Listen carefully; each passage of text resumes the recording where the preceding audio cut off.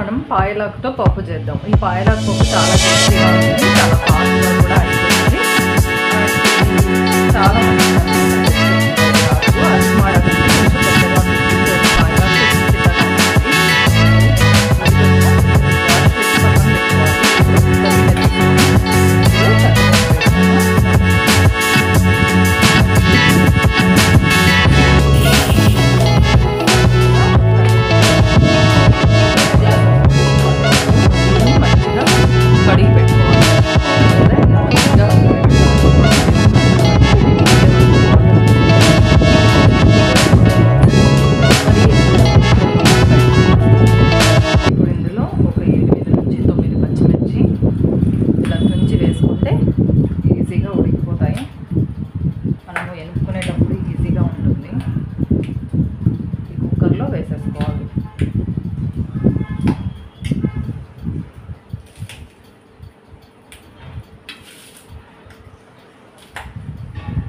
నీట్గా వాష్ చేసుకొని ఇలా వేసుకోండి. అలాగే కొద్దిగా చింతపండు, అలాగే 2 మీడియం సైజ్ టమాటాలు,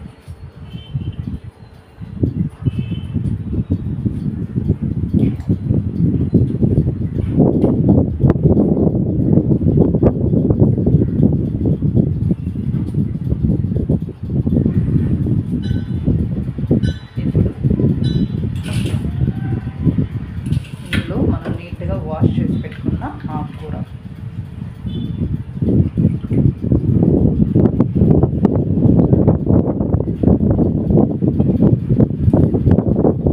ఫుల్ అయిపోయినట్టుంది. సో ఇంతవరకు ఆకుకూర అయితే చాలు. ఎక్కువైంది కాబట్టి మరి కుక్కర్ అంతా నిండిపోయేలాగా వేసుకోకుండా ఈ మాత్రం వేసుకుంటే చాలు. ఎలాగో ఉడికిన తర్వాత చాలా తక్కువ అయిపోతుంది అది. పసుపు, అలాగే కొద్దిగా రుచికి సరిపడా ఉప్పు. మీరు చింతపండు టమాటాకు బదులు పచ్చి మామిడికాయ కూడా వేసుకోవచ్చు. అలా వేసుకున్నా కూడా పులుపు బ్యాలెన్స్ చేసేయచ్చు. ఇప్పుడు దీన్ని కుక్కర్ క్లోజ్ చేసేద్దాం. ఒక 5 విజిల్స్ వచ్చేంత వరకు పెట్టేసేద్దాం.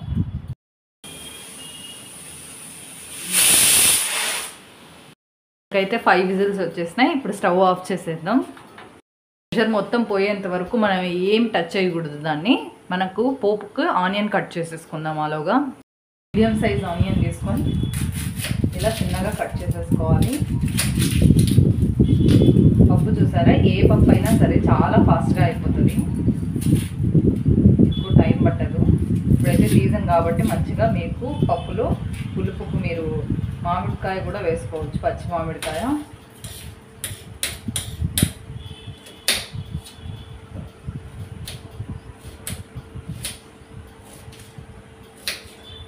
పెద్దగా ఉంది కాబట్టి ఆనియన్ ఒక హాఫ్ వేసుకుందాం, సరిపోతుంది.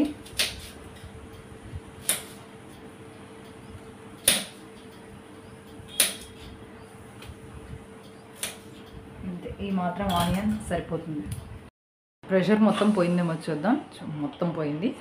ఇప్పుడైతే మనం ఓపెన్ చేసుకోవచ్చు. పప్పు చూడండి, కొంచెం మనం ఆకంతా వేసినప్పుడు పై వరకు ఫిల్ అయింది కదా, ఇప్పుడు కొంచెం చాలా వరకు తగ్గిపోయింది చూడండి. ఆకు అయితే చాలా వరకు ఇదైపోతుంది. సో మనం ఆకు ఎక్కువ ఉన్నా కూడా మరీ విపరీతంగా కుక్కర్ నిండిపోయేంత వేసుకోకుండా అడికి కరెక్ట్గా వేసుకున్నా కూడా కొంచెం కిందికి వచ్చేస్తుంది. సో ఇప్పుడు దీంట్లో ఉన్న ఎక్స్ట్రా వాటర్ని మనం తీసేసుకొని పక్కన పెట్టేసుకుందాం. ఉన్న ఎక్స్ట్రా వాటర్ని మొత్తం మనము వంపేసుకోవాలి.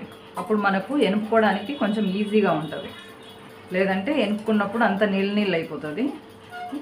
ఈ రసం మనం మంచిగా పోపు పెట్టుకున్నప్పుడే కొంచెం పోపు దీంట్లో కూడా వేసినామనుకో చాలా బాగుంటుంది టేస్ట్. ఏ పప్పులకైనా కొంచెం వాటర్ ఎక్స్ట్రా వేసుకొని ఇలా వంపేసుకుంటే పప్పు రసం వచ్చేస్తుంది మనకి. మళ్ళీ అదే పనిగా మనం రసం చేసుకోవాల్సిన అవసరం ఉండదు. సో ఇలా మనకు పప్పు అయితే చూడండి మెత్తగా బాగా ఉడికిపోయింది, చాలా బాగా ఉడికింది. నేనైతే 5 విజిల్స్ పెడతాను. ఈ కుక్కర్కి 5 విజిల్స్ పెడితేనే ఒకసారి ఇలా మెదిపేసుకుంటే పచ్చిమిరపకాయలు కూడా మనకు కారం దీంట్లోకి రావాలంటే ఈ పచ్చిమిరపకాయలు అనేది బాగా మెదుపుకోవాలి.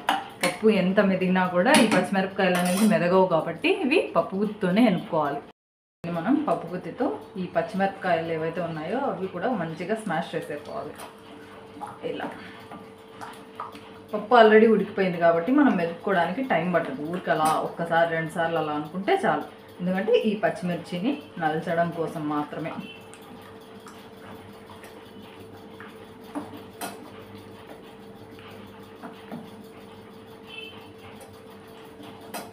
అంతే చూడండి, పప్పు అనేది బాగా మెదిగిపోయి బాగా వచ్చేసింది. ఇప్పుడు దీన్ని పోపు పెట్టుకోవాలి.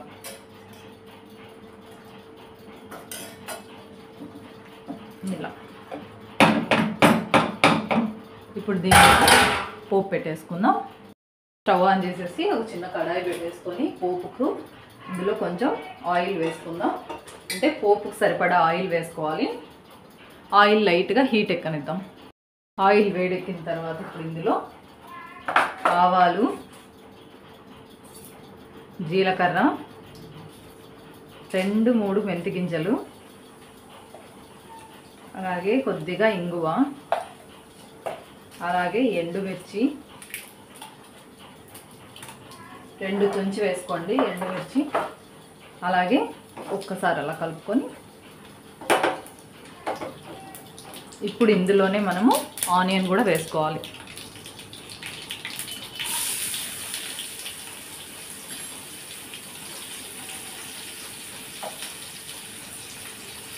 ఇప్పుడు దీన్ని కలుపుకుందాం.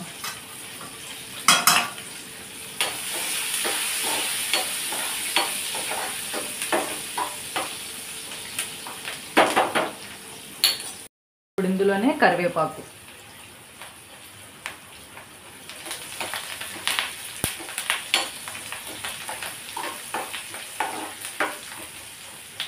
కాసేపు ఆనియన్ కొంచెం ఫ్రై అయ్యేంత వరకు అలాగే ఉంచుదాం.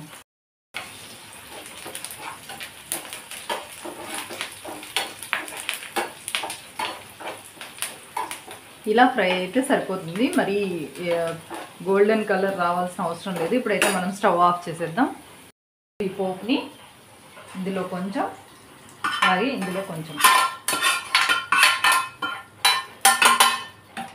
అలాగే ఈ పప్పు రసాన్ని ఇందులో వేసి ఇందులోకి షిఫ్ట్ చేసుకోండి. కలిపేసుకుంటే మనకు పప్పు రెడీ. చూసారు కదా, చాలా సింపుల్గా మనము ఈ పాయలాక్ పప్పు అనేది చేసాము. చాలా టేస్టీగా ఉంటుంది, ఫాస్ట్గా కూడా అయిపోతుంది. ఎంతో టేస్టీగా ఉండే పాయలాక్ పప్పు రెడీ. చాలా సులభంగా చేసుకోవచ్చు మనకు పప్పు రసం కూడా రెడీ అయిపోయింది పక్కన. చూసారు కదా, పప్పు రసం ఒకేసారి చేసేసుకున్నాం. నా వీడియో కనుక మీకు నచ్చినట్లయితే please like, share and subscribe to my channel Madras recipe Telugu. ఇది తప్పకుండా ట్రై చేయండి, డెఫినెట్గా మీకు నచ్చుతుంది, ఫాస్ట్గా కూడా అయిపోతుంది.